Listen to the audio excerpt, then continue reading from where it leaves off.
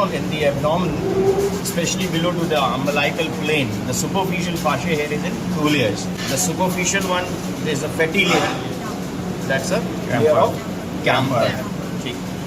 This camper layer has the cutaneous nerves and vessels. You can see the veins passing down here. So the cutaneous neurovascular plane is in this. Which layer is this? Camper. Fascia of camper. And this vein has a lot of significance. Remember, it's continuing from this region here, from the inferior epigastric vein, and it joins the lateral thoracic vein. What is this vein called? This is called thoracoepigastric vein. Thoracoepigastric vein has a significance. One thing, it breaches this watershed line. Remember the watershed line? Transumbilical plane. It's presumed that the cutaneous veins and the cutaneous lymphatics, the drainage is above the plane is draining upwards, and the veins and lymphatics from here they drain below. Normal is कि trans अम्बिलाइकल planes के ऊपर जितनी भी veins हैं, lymphatics, they draining above and reaching to the axillary lymph. Similarly, venous drainage and the lymphatic drainage below to this line, below the transumbilical plane, that drains down here into the inguinal in case of lymphatics. Right? So that's why we call that watershed line. This watershed line is maintained. This is paid respect and it is followed even in case of Caput medusae.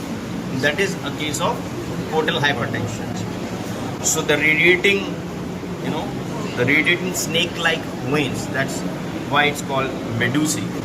So they go upwards in all the direction, radially outward, but they still follow the watershed line, the plane of watershed line.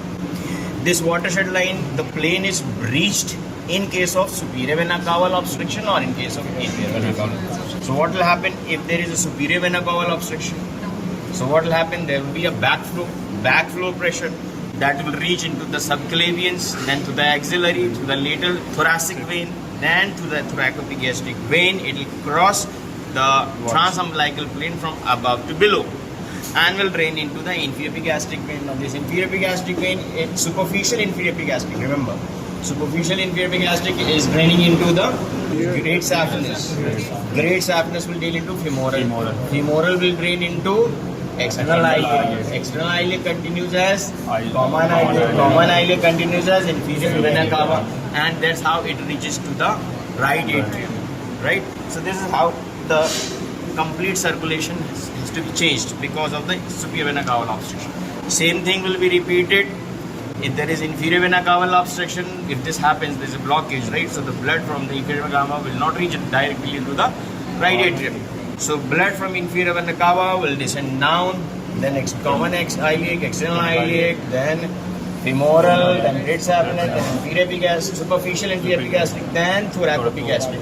Then it will cross from below and above, and then it will reach to the lateral thoracic vein, axillary vein, subclavian vein, brachiocephalic, then superior vena cava, and then it will right.